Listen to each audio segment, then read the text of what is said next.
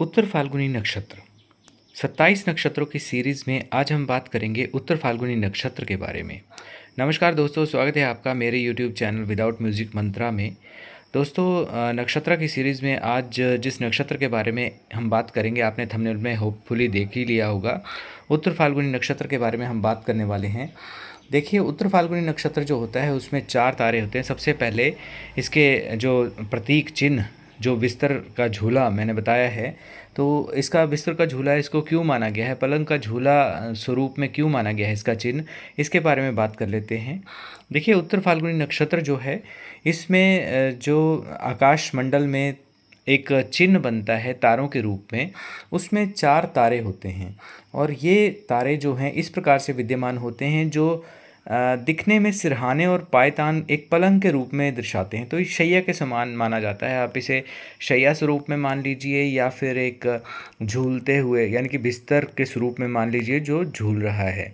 प्रवृत्ति के बारे में बात कर लेते हैं कि कैसी प्रवृत्ति होती है उत्तर फाल्गुनी नक्षत्र में पैदा होने वाले जातकों की। रोमांटिक होते हैं मोस्टली, लेकिन इनका आचरण जो होता है कई बार जो है वो अनैतिक कार्यों की तरफ भी बढ़ जाता है। उत्तर फाल्गुनी नक्षत्र के जो अधिष्ठाता देवता हैं वो आर्यमान हैं। तो यदि आप इन देव की नेट से आपको मिल जाएगी, इन देवता की यदि आप पूजा करते हैं तो कहीं ना कहीं आपके नक्षत्र को भी बल मिलता है, आपके व्यक्तित्व को, आपके जो भी आप कार्य करते हैं दैनिक दिनचर्या में, आप चाहे बिजनेस करते हो या नौकरी व्यवसाय करते हो, तो उसमें आपकी उन्नति होती चली जाती है, क्योंकि आप अपने ही नक्षत्र से संबंधित देवता की पूजा कर रहे हैं जो इसके अधिष्ठाता हैं।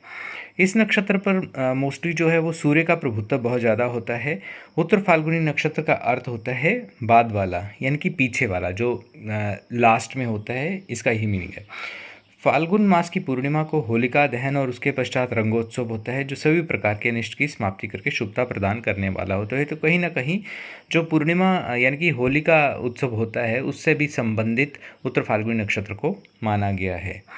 इसके अलावा जो है सकारात्मक गुणों की बात कर लेते हैं। दानी होते हैं ऐसे जातक जो हैं, दयालु होते हैं, और यानी कि दयालु होने के कारण उनका दिल जो है वो किसी के दुख को देखकर द्रवित हो जाता है। चतुर होते हैं, परिस्थितियों के अनुसार धैर्यवान भी होते हैं, इतनी जल्दी टूटते नहीं हैं। कीर्तिवान होते हैं, अत्यंत साहसी और विद्वान होते हैं। व्यापार में काफ़ी हद तक ये सफल रहते हैं नौकरी की अपेक्षा।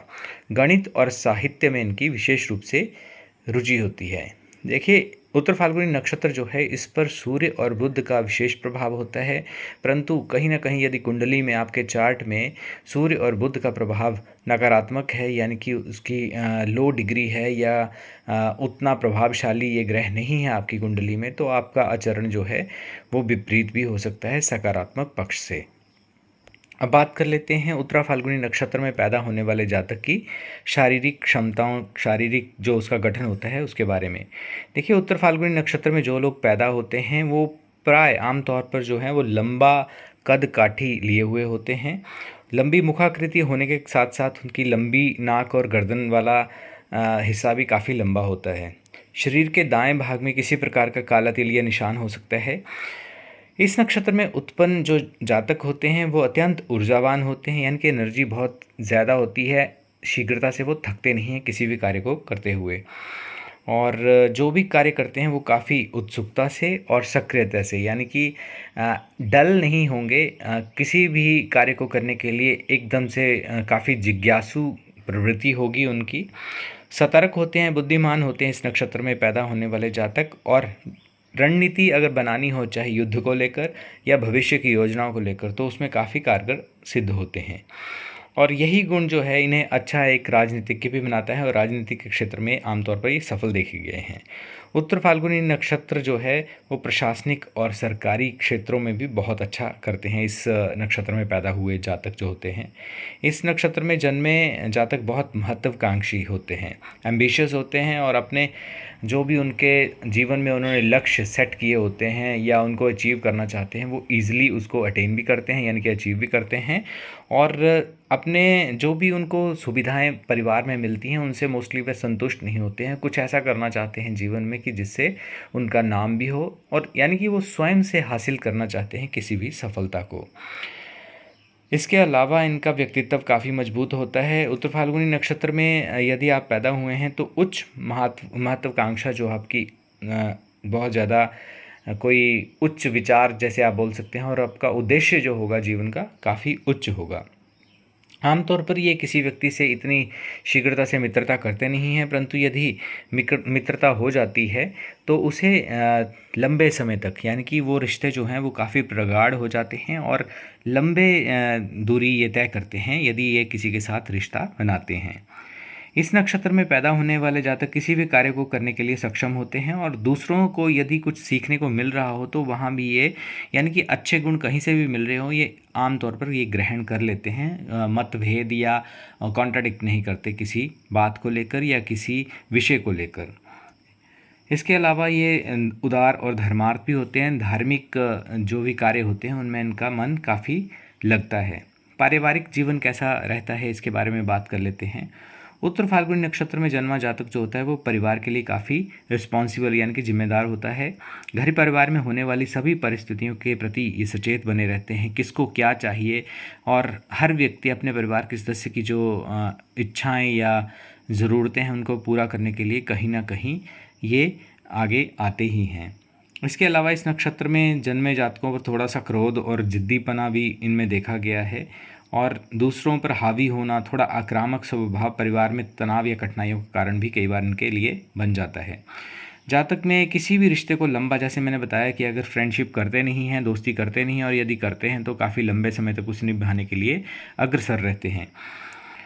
और इसके कारण इनके इसी का मतलब ये जो क्वालिटी है कि अच्छा रिलेशन लॉन्ग टर्म तक निभाते हैं, उसके कारण इनके जो पारिवारिक रिश्ते हैं या संबंध हैं वो काफ़ी अच्छे रहते हैं।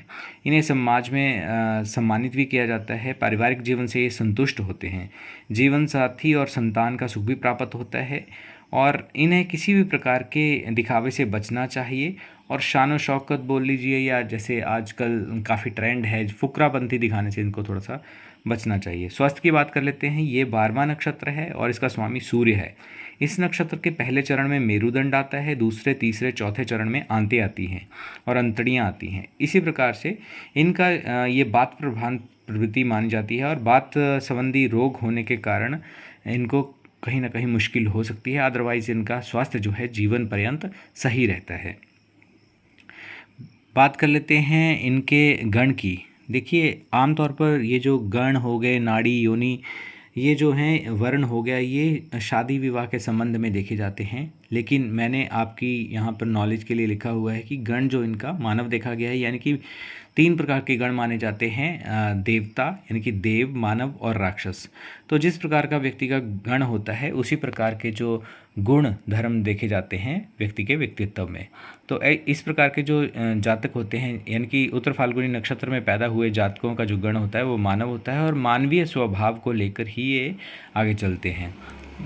नाड़ी जो होती है इनकी आदि होती है, योनि जो होती है वो गौ होती है, और वर्ण वैश्य होता है।